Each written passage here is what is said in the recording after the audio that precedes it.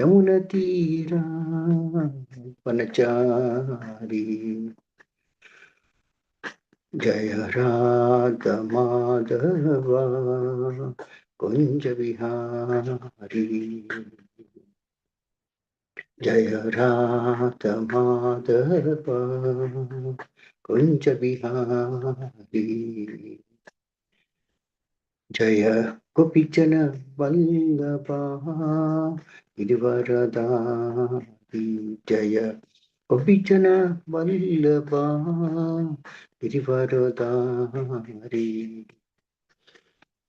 यशोदानंदन ब्रज जन रंजन।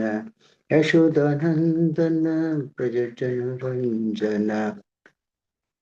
यमुना तीरा वनचारी। यमुना तीरा वनचारी।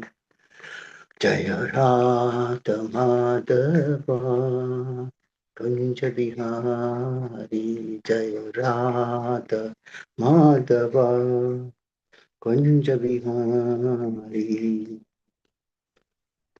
हरे कृष्ण कृष्ण कृष्ण हरे हरे, हरे राम राम राम हरे हरे। हरे कृष्ण कृष्ण कृष्ण कृष्ण हरे हरे, हरे राम राम राम हरे हरे।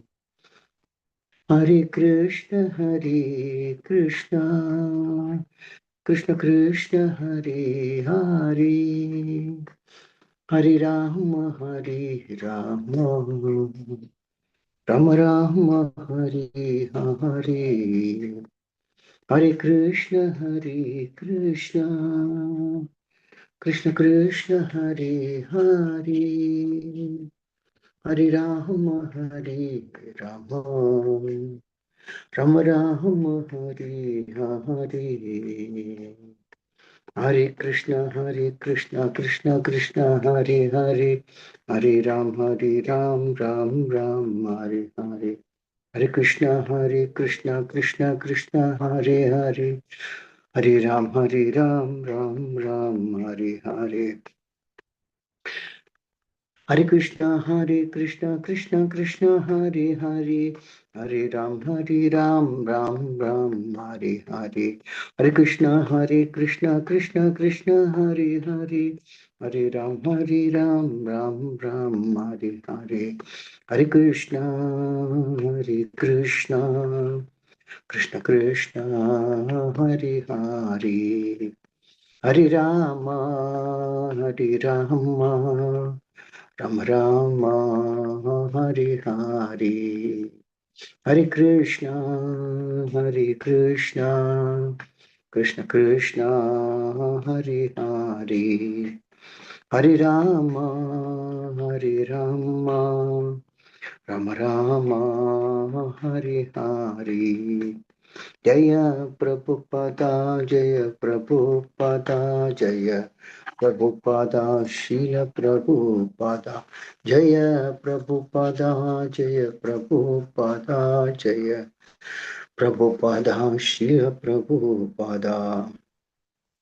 जय ओम विष्णुपाद ब्रह्महंस परमहंस स्तोत्र सदस्य श्रीमती स्वयं श्री भक्तिवेदांत स्वामी श्रील प्रभुपाद की जय। इस्कॉन संस्थापकाचार्य श्रील प्रभुपाद की जय। जय ओम विष्णुपाद परमहंस परमहंस स्तोत्र सदस्य श्रीमद भक्ति सिद्धांत सरस्वती गोस्वामी महाराज प्रभुपाद की जय। जय ओम विष्णुपाद श्री गौर किशोर दास बाबा महाराज की जय। जय ओम विष्णुपाद सच्चिदानंद श्रील भक्ति विनोद ठाकुर की जय। जय ओम विष्णुपाद वैष्णव सार्वभौम श्री जगन्नाथ दास बाबा महाराज की जय।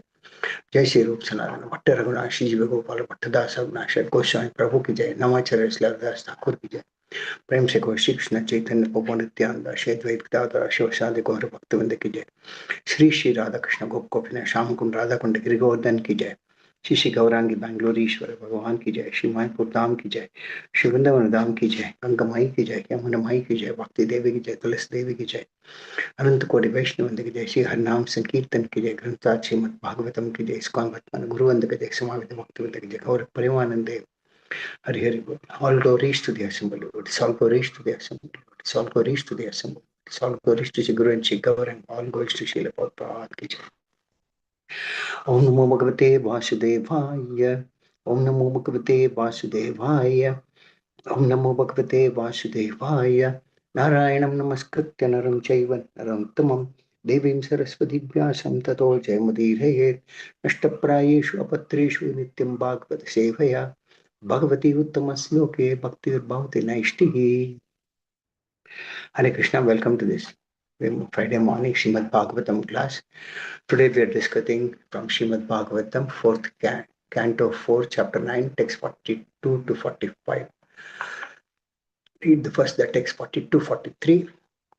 Tam drishtvo pavanabhyasha ayantam tarasaratat avaruhya kripasturnam ashadya prema vihyalah parirepen gacham dhurbhyam dirgot kanta manashvasan vishvaksenangri samsparsha Hatasesha Bandhanam. Translation Srila Prabhupada ki jai. Upon seeing Dhruva Maharaj approaching the neighboring small forest, King Uttanapada, with great haste, got down from his chariot. He had been very anxious for a long time to see his son Dhruva, and therefore, with great love and affection, he went forward to embrace his long lost boy. Breathing very heavily, the king embraced him with both arms. But Dhruva Maharaj was not the same as before. He was completely sanctified by spiritual advancement due to having been touched by the lotus feet of the Supreme Personality of Godhead. Purport Srila Prabhupada ki jai. Dhruva Maharaj was touched by the lotus feet of the Supreme Personality of Godhead, and he got completely purified of all material contamination, and that paved the way for spiritual advancement. Bhakti is a process that helps the living entities to purify them of the material contamination. Text 44. Atha jigran muhur murti shiter nayana varibihi snapayam asa tanayam jatodham manoratah. Reunion with Dhruva Maharaj fulfilled King Uttanapada's long cherished desire. And for this reason, he smelled Dhruva's head again and again and bathed him with torrents of very cold tears. Papat Srila Prabhupada ki jai. By nature's way, when a man cries, there may be two causes. When one cries in great happiness upon the fulfillment of some desire, the tears coming forth from the eyes are very cold and pleasing, whereas tears in times of distress are very hot. Text 45. Abhivandya piduhu pada आशीर्भिश्चाभिमन्त्रितः ननाममातरौ शीर्ष्णा सत्कृतः सज्जनाङ्ग्रनिः. Translation Srila Prabhupada ki jai. Then Dhruva Maharaj, the foremost of all nobles, first of all offered his obeisances at the feet of his father and was honored by his father with various questions. He then bowed his head at the feet of his two mothers. Purport Srila Prabhupada ki jai. It may be questioned why Dhruva Maharaj offered his respect not only to his mother but also to his stepmother, due to whose insults he had to leave home. The answer is that after achieving perfection by self realization and seeing the Supreme Personality of Godhead face to face, Dhruva Maharaj was completely freed from all contamination of material desires.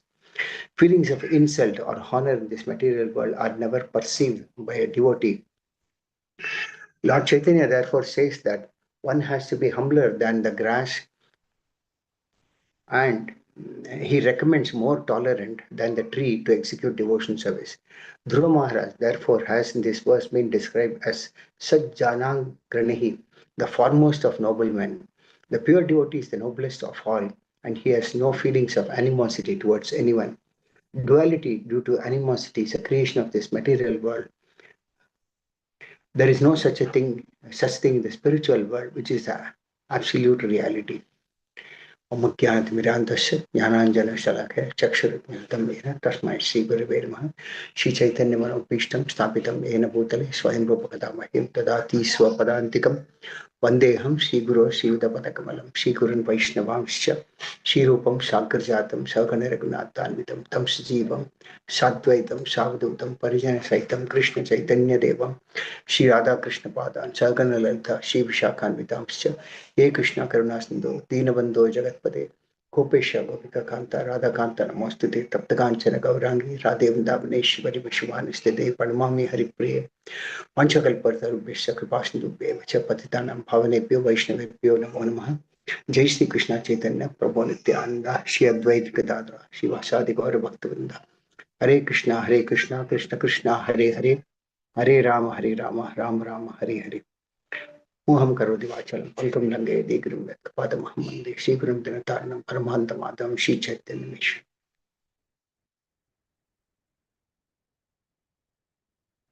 Hare Krishna. So we see so far that Dhruva Maharaj performed austerities. The Lord gave him benediction, and then he goes back to his father's palace. And as he goes back, we see in the first sloka, it is mentioned that when he approached his father's palace, King Uttanadapada gate got down from his chariot because he had not seen and he was his son for a long time. So he was very anxious to see his son Dhruva Maharaj, and therefore he went and embraced his long lost wife. So he was embraced him with both the arms. And Dhruva Maharaj was also a different personality, because before he was a small boy, and thereafter, when he went to the forest, he was touched by the Supreme Personality of Godhead. So he was purified uh, by the Supreme Lord, by the Lord's touch of all the material contamination. When we go to text number 444, we see that Dhruva Maharaj, King Uttanapada had a desire whether he would be able to see his son or not. But then during this reunion, he smelled Dhruva Maharaj's head again and again and bathed him with torrents of very cold tears. So the purport, short purport, there is a mention that when someone cries, uh, there are two types of tears that come out. One is that when there is a happiness out of fulfillment of one's desire, then the tears are very cold and very pleasing. Whereas what happens when somebody is in distress, the time also the tears come out, but at that time the tears are very hot. A very good point. Uh, Text number 45. It's mentioned as to how Dhruva Maharaj offered, first and the foremost, offered his obeisances at the feet of his father, and he was honored by his father with many questions. Then he bowed down his head at the feet of his two mothers. So in the purport, there is mention as to how uh, Dhruva Maharaj offered his respects or obeisances not only to his father, but also to his mothers, both the mothers, there is Suniti and Suriji. So, as we know, Surichi actually not cursed, she stopped Dhruva Maharaj from sitting in his father's lap and told him that he has to die and then take birth in her womb if at all he has to qualify to sit in his father's lap. But then, even though Surichi did this, Dhruva Maharaj, after performing devotion service, he became free from all the material contaminations. And that is why he offered obeisances to her also. He offered and then took blessings from her. Some important points we'll go through. A pure devotee is one, he does not have any bitterness or grievance towards anybody. So we see that in the name itself, Suniti and Surichi signify two important things. When we say Suniti, his mother from whom he was born, it says that Suniti means that which is something bitter in the beginning, but then later it's very sweet and pleasing. Whereas Suruchi means uh, it is that which is bitter, but later becomes pleasing. So Suruchi also changed her attitude towards Dhruva Maharaj. And Dhruva Maharaj also forgot all that animosity that could have happened due to being forced to leave his house because of Suruchi. So Suruchi also changed her attitude after seeing Dhruva Maharaj, and Dhruva Maharaj also became free from all dualities. So this is how the whole material world is, that material world means it's full of dualities like heat and cold, happiness and distress, and so forth. So it is mentioned that a pure devotee is equipoised under all circumstances and is equal to all. So there is a sloka that is mentioned in Bhagavad Gita also, Vidyavane Sampanne Brahmane Kavi Astine. Pure devotee, Brahmana is one who looks at everyone, whether it's a Brahmana or a dog or anybody, on the same level, because he sees the uh, soul in everyone's heart, not the external body. And he also sees the presence of the Supreme Lord as the super soul in everyone's heart. So Dhruva Maharaj was blessed by his spiritual master, and he raised himself to a spiritual platform. So unless and until one comes to a spiritual platform and does not become free from all material contamination, one will continue to practice devotion service that is mixed in the modes of goodness, passion, and ignorance. But Dhruva Maharaj surpassed all these stages and became free from all material contamination. So he raised himself above the stage of honor and insult, and he was a well-wisher of all the uh, personalities. So he took blessings from both the mothers, that is Suniti and Suruchi. So pure devotee takes blessing from all because he knows that all are spirit souls. So Chaitanya Mahaprabhu also in his Shikshashtakam prayers, he said, Trinathavi Sunichena, Tarorapi Sahishnuna, Amanina Manadina, Kirtaniya Sadahari. In the translation, it says that one who thinks himself lower than the grass, who is more tolerant than a tree, and who does not expect personal honor but is always prepared to give all respect to others, can very easily always chant the holy name of the Lord. So, these are the qualifications for one to chant the holy names of the Lord. That means one should be humbler. That means he should think that he is lower than the grass.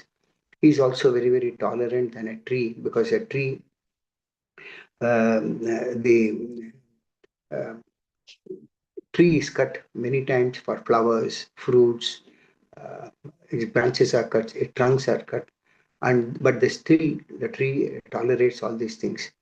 So Dhruv Maharaj was a personality like that, and he did not expect any personal honor, but always prepared to give respect to others. That is, these are the qualifications or some symptoms for one who chants the Hare Krishna Mahamantra. So though he is maybe a very exalted person, he thinks himself than the grass on the ground or like a tree. Uh, the tree also, when it is cut, it does not protest, and even when drying up, it does not ask for any water. So, but in the process, the tree always delivers its fruits, flowers, etc. Similarly, although a Vaishnava is a very exalted person, he is prideless and gives all respect to everyone, knowing everyone to be the resting place of Krishna. That means the Lord is present in everyone's heart as Paramatma, and he realizes that. Uh, and it's also mentioned that if one chants the holy name of Lord Krishna in this manner, he will certainly awaken his dormant love for Krishna's lotus feet. That means there is a love for Krishna that is dormant, naturally dormant in our heart. But because we don't realize that, because it is covered, we don't realize that. But if someone takes the instructions of a personality like of a spiritual master like Narada Muni, then there's mention that he can cross over the material existence and become an object of Krishna's affection. So Dhruva Maharaj had a material ambition, but he came in touch with a great spiritual master like Narad Muni, and he had an appreciation for all these qualities. And thereafter, after practicing devotional service, Dhruva Maharaj imbibed all these qualities in him. So we look at some of the examples in Srimad Bhagavatam. One we see is that Jadabharata. Jadabharata, as you all know, he was Bharat Maharaj, and later on he had taken the body of a deer. But though he had a body of a deer, his consciousness was like that of a human being. So he took birth as Jadabharata, and he remained as a very dull, deaf, and dumb person because he realized that material world is a place of duality, and so that uh, in his house he was born in the house of a Brahmana, but he pretended as if that he was a very dull, lazy person, and so forth. So the householders also thought that what the sort of a person he is, and he doesn't speak anything, he doesn't hear anything. So they ill-treated him, and finally he left his home. And when he left his home, he realized that this human life is meant only for purpose of self-realization. So as he goes on, uh, what happens is that some of the worshippers of goddess Kali, they wanted a strong person to be offered as a or as a sacrifice to goddess Kali. So they thought that he's the right person, and they took him. And but through Jadabharata was so fixed in his this thing that did not show any disturbance. And just when he was about to be killed by the sword, goddess Kali himself uh, appeared, and she killed all her followers because after all, Jadabharata was a great devotee of the Lord, and uh, Goddess Kali could not tolerate such an atrocity to be committed to a devotee of the Lord. So she came and killed all her followers. So a pure devotee remains silent, and Jadabharata was also very, very silent in these circumstances. He did not show any disturbance. Despite his mistreatment, he was protected by goddess Kali. Then thereafter, we see that as he goes on, uh, King Rahugana, he goes on a palanquin. Those days, there was no motor cars and jets and all. So he travels on a palanquin, and there are four palanquin carriers who carry him. And in the process, one of them dies, and they wanted a replacement to carry the king. So they saw this Jadabharata who was very, very strongly built and all those things, and they thought that he's the right person. But as he was carrying the palanquin, he was being a self-realized person. He did not want to kill even an ant. So there was a disturbance. He was trying to the way to cross over and walk in such a way that even an ant is not killed. So his steps while carrying the palanquin was not in the proper order as much as the other three. So what happened was that the king Rahugana who was in the palanquin, he was feeling a bit uncomfortable, as he was traveling. So he got upset, and as the palanquin was going in an erratic way. So Rahugana actually, they said that he uh, became very much upset, and he started to chastise Jadabharata, and in fact he threatened to give him punishment. And at one point of time he said, uh, so Jadabharata replied that we are all not at all negligent in discharging our duties. We have been faithfully carrying this palanquin according to your desire, but we cannot walk very swiftly. Therefore, we are not able to carry this palanquin. King Ravukuna could not understand what he was mentioning. So he was looking at punishing Jadabharata. But Jadabharata did not get upset at all. In fact, he accused Jadabharata. And the king said, you certainly appear very fatigued because you have carried this palanquin alone for a long time. But due to your old age, you have become very troubled. I see that you are not very firm, and nor are you strong and stout. Aren't your fellow cooperators cooperating with you? Then thereafter, the king got very angry and said, "You rascal, what are you doing? Are you dead despite the life within your body? Do you not know that I am your master? You are disregarding me and are not carrying out my order. For this disobedience," he says, "I shall now punish you just as Yamaraj, the superintendent of death, punishes sinful people. I shall give you a proper treatment so that you will come to your senses and do the correct thing. So this way, he started chastising Jadabharata. But Jadabharata said, "My dear king, whatever you have spoken sarcastically is certainly true. These are not simply words of chastisement, because this body is just a carrier. The load carried by the body does not belong to me." That means he says that this body does not belong to me because I am a spirit soul. There is no contradiction in your statement because I'm detached from the body. I'm not this body, I'm a spirit soul. You said that I'm not stout and strong, but these words are befitting a person who does not know the distinction between body and soul, because the body is not related to me. Then further he says that this question of fatness or thinness that you see in my body, uh, the hunger, thirst, fear, desires for material happiness, all these things, passion, possessions, anger, he says they are all transformations of material covering of the spirit soul. And then he says that a person absorbed the material conception is always affected. That means the king is normally, because of being a king, Kshatriya, he's always identifying with his body. He thinks I'm a great king, etc. Then Jadabharata says, "Today you are a king and I am your servant, but tomorrow the position may be changed, and you may be my servant and I am your master. These are all temporary situations and circumstances created by providence. But still, if you think that you are the king and I am your servant, you should order me and I shall follow your order." This differentiation is very temporary. That means he says that I'm your servant and you are my master. This is a very temporary affair. It doesn't last for a long time. So finally, when Jadabharata was bombarded with all these harsh words, but still he was not. He tolerated all these things as a very saintly person.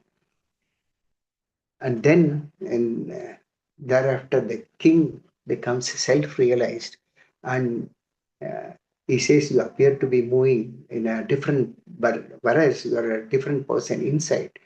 So, at this moment, Jadabharata starts explaining what is the body and what is the spirit soul, and all those things. And the king later becomes self-realized that actually this body is nothing; it's a temporary affair, but the soul which is in the body, that is the most important. So this is how Jadabharata actually tolerated all the insults, and he in fact tolerated, he was when he was kept even in the sacrificial arena to be sacrificed to goddess Kali. Another nice good example is in Srimad Bhagavatam is Prajapati Daksha. It said that Daksha got 10,000 sons in the womb of his wife Panchajani. So all of them were same character and mentality, and they were known as Haryashvas. So they were ordered by their father to create more and more progeny. Because Daksha is one of the Prajapatis. So the Haryashvas then went to the palace, and when they went uh, on way, they met Narad Muni. So Narad Muni somehow asked them to practice self-realization, and they took up to the spiritual path, and they decided that they will not rule the kingdom. Narad Muni explained what is the goal of life. It's karmis beget children.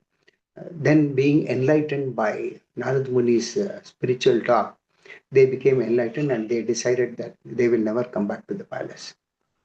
Daksha again was repentant at the loss of his sons, and then he said that it is said that he begot 1,000 sons in the womb of his wife Panchajani, and he asked them to increase progeny. These sons were known as Shabalasvas, and they all engaged in worship of Lord Vishnu. Then again, Narad Muni met them and he convinced them to become mendicants and not beget children. So, twice Narad Muni uh, gave the signs of self realization to all his children. In the process, Daksha got very, very angry and he cursed him that in future he would not be able to stay anywhere. So, but Narad Muni was a very saintly person, and he did not uh, retaliate Daksha, but rather he accepted Daksha's curse in the right way. And as we see, Narada Muni does not travel, stay in one place. He travels around the globe, taking the Veena. This Veena is given by Lord Krishna himself to Narada Muni to preach the glories of Lord Krishna. So Narada Muni does not stay in one place, but rather is a very pure devotee, and he travels all around, spreading the glories of the Supreme Lord. This is one example. Another example is about King Chitraketu. King Chitraketu had a very pious life, and being a very great king, was passionate. And one time it is said that he was traveling with all the women in an airplane. So as he was going from one place to in the outer space, he wandered, and then he came to the Sumeru mountain, where he came upon Lord Shiva. At that time, Lord Shiva was embracing Parvati, surrounded by the assembly of Lord Shiva's followers like Siddhas and Charnas, etc. So, seeing Lord Shiva in that situation, Chitraketu somehow uh, started laughing very loudly. But Parvati became very, very angry, and she was very upset and cursed him. So, because of this curse, it is said that King Chitraketu became a demon in his life, like Vitrasura. But Chitraketu, when he was being cursed by Parvati Devi, was not at all disturbed because of Parvati's curse. But then Lord Shiva, uh, yeah, Lord Shiva was present, and see, he mentioned to his wife Parvati, uh, see how Chitraketu is not at all disturbed by all this curse of yours. And he said that a devotee is neutral in all the conditions of life, whether in the heavenly planets or hellish planets, whether it's liberated from the material world or conditioned by the material world. He is always blessed with happiness and he is never subject to distress. That means devotee is one who is above the some situation of happiness and distress. So Chitraketu tolerated everything, and in that process, even Lord Shiva appreciated the qualities of Chitraketu. So then he says that because of the dualities of this material world and influenced by the external energy, the living entity accepts a gross and subtle body. So, and in the process, he suffers miseries, but everyone is a part and parcel of the Supreme Lord. So, uh, Lord Shiva, this is how pacified his wife Parvati. And Chitraketu also did not retaliate, rather, he appeared very, very neutral. And he said that all these things happened due to one's karma. And after all, she was just an instrument in the hands of the Lord. So, and he says that the Lord is the ultimate controller of this material world, and everything happens. The material world is created by Him, maintained by Him, and annihilated by Him at the right time. So, the energy, material energy, is something that it works under the three modes of material nature. So, this is how Chitraketu himself tolerated that curse and he was not disturbed by that. So these are examples to see how a devotee of the Lord rises above the platform of dualities. So Dhruva Maharaj was insulted on a mental platform, but we see in the Srimad Bhagavatam seventh canto, where Prahlad Maharaj was physically assaulted by the followers of Hiranyakashipu. He was thrown in fire, he was put in fire, he was thrown and tortured physically. But under all these circumstances, Prahlad Maharaj was very, very steady in all his disturbed situations. There is one more example that is given in Chaitanya Charitamrita, where there was a great scholar in the name of Digvijay Pandit. This Digvijay Pandit, Digvijay means one who has conquered the world through his prowess of knowledge. So he came to Navadvip where Chaitanya Mahaprabhu was there. And he was accompanied by many, many elephants, and he had a big cavalry of elephants, horses, and all those things. And thereafter, when he came to Navadvip, he happened to meet Chaitanya Mahaprabhu. So at that time, there is a long conversation between them, and Chaitanya Mahaprabhu asked him to glorify Ganges. Digvijay started giving many verses, cited many verses glorifying Ganges. But Chaitanya Mahaprabhu uh, uh, found out a few faults in his verses and sought clarification. But Digvijay, who has conquered the whole world by his knowledge, and he was blessed by Goddess Saraswati, uh, uh, he thought that he could not answer those questions which were asked by Sri Chaitanya Mahaprabhu. And at that time, he was wondering as to why he was blessed by Goddess Saraswati, and then he could not answer those clarifications or questions. So finally, he felt defeated, and he was started thinking, how is it possible that only the Supreme Lord can defeat me? And that is when he realized that all whatever knowledge he had by the blessings of Goddess Saraswati was of no use, because Goddess Saraswati herself, in his dream that night to Digvijay Pandit, said, "You are trying to defeat a person who is my own master. How is it possible?" So that is when Digvijay felt humiliated.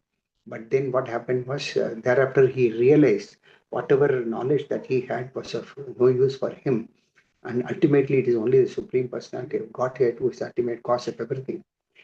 Thereafter, he asked Chaitanya Mahaprabhu, and Chaitanya Mahaprabhu asked him to leave all the possessions that he had, which was one of the causes of pride that Digvijay had. So finally, he left Navadvip after being defeated, and he left all this cavalry of elephants and horses like a poor man.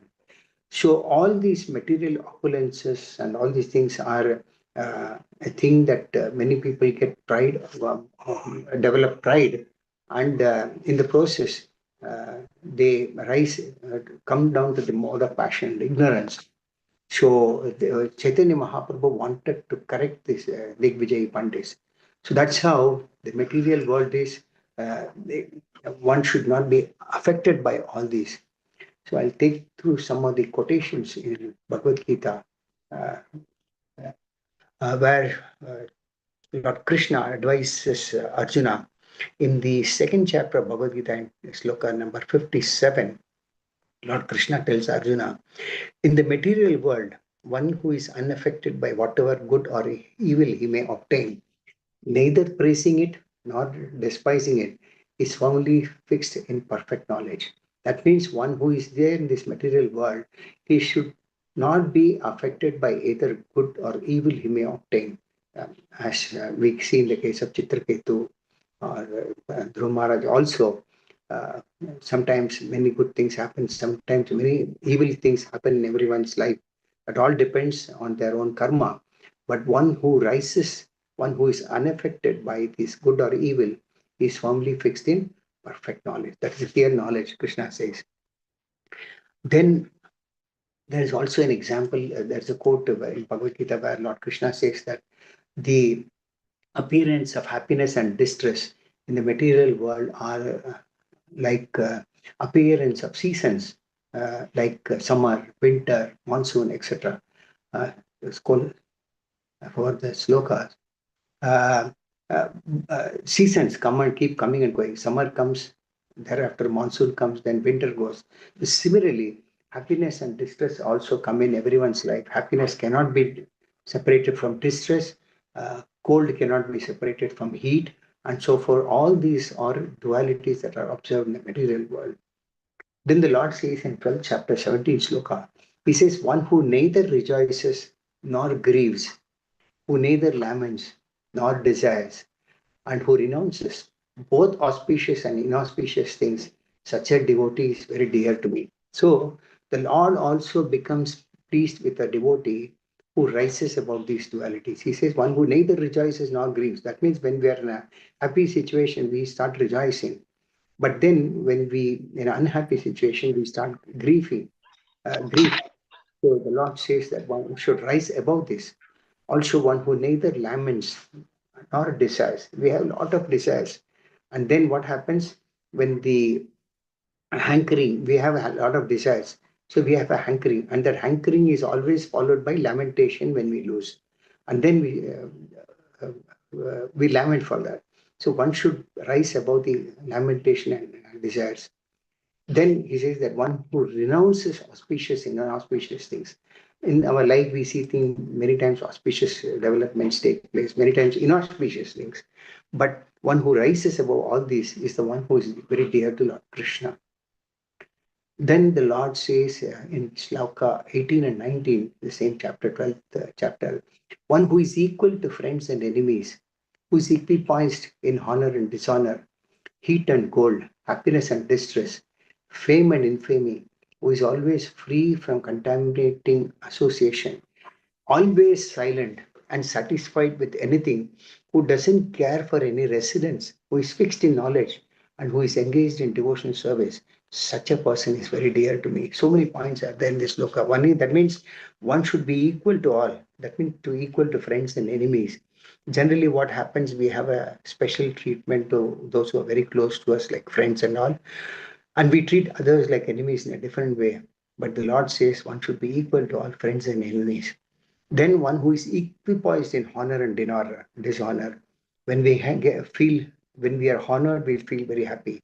But then when we are dishonored, we feel insulted, which happened in the case of Dhruv Maharaj. So Lord says one who is equipoised in both honor and disorder.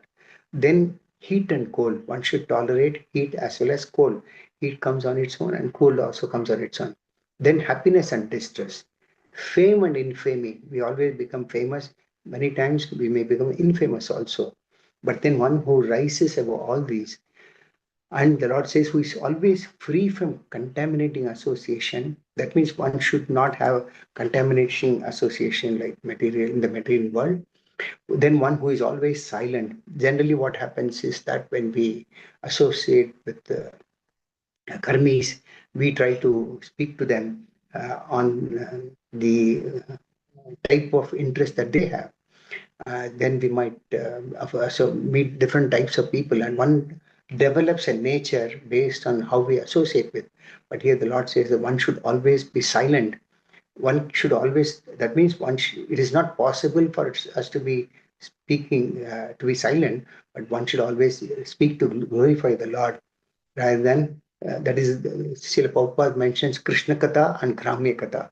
One should always be engaged in speaking Krishna Katha and not speak Gramya Katha. Then the Lord says one should be satisfied with anything. Uh, that is a big problem in human form of life. We have a lot of desires, and as one desire is fulfilled, another one comes up. Once it's never satisfied with whatever one gets. But here the Lord says one should be satisfied with whatever gets. And one who doesn't care for any residence. That means one should be in a position to live in a palace. At the same time, you should be ready to sleep under a tree. That is the difference here. One should be fixed in knowledge and who is always engaged in devotional service. The Lord says such a person is very, very dear to me. Then, before I conclude the class, I'll give one more sloka from Bhagavad Gita 15:5, where the Lord says, those who are free from false prestige, illusion, and false association, who understand the eternal. That means we should become free from false prestige. I gave the example of Digvijay Pandit. Illusion, we generally get carried away by illusion. Illusion is that which is not. And then false association. Who understand the eternal, we should understand that everything that is there is on the spiritual path, not on the material path. Who are done with material lust. I mean, we all have lusty desires. That's why when lust is fulfilled, we become greedy, envy, and all. But when lust is not fulfilled, we become angry. From anger comes, Bhagavad Gita itself says, from anger, intelligence is bewildered and one falls down. So one should be done with lust, then who are freed from the dualities of happiness and distress. That means happiness and distress is something that keeps disturbing every living being. One should rise above that. And who unbewildered know how to surrender unto the Supreme Person can attain to that eternal kingdom. So the point is that materially world is full of dualities. So one should not get bewildered by these dualities. And then one should surrender unto the Supreme Person. That is by which one can enter the spiritual world. Material world is full of dualities, but the spiritual world does not have such dualities as exist in the material world.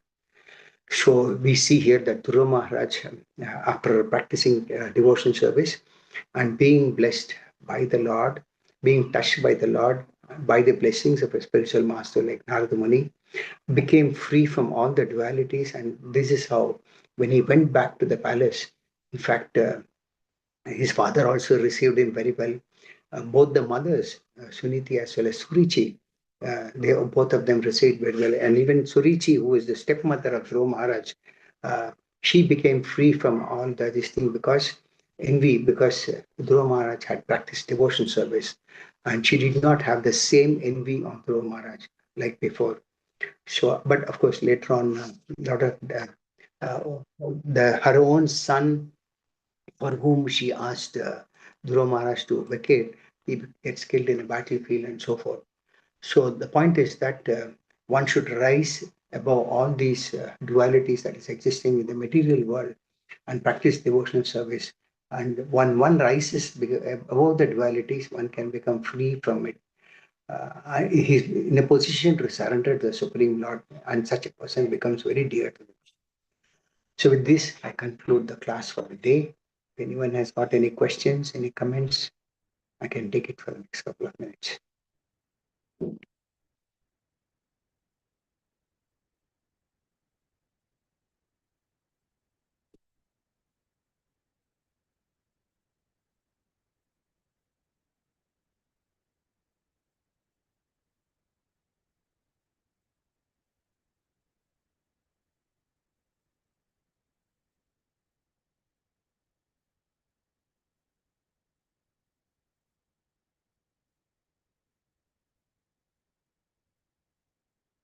Does anyone have any questions? So if not, then I'll take the class as concluded. Thank you all very much. Granth Raj Srimad Bhagavatam ki jai. Srila Prabhupada ki jai. Hare Krishna. Thank you, Prabhu.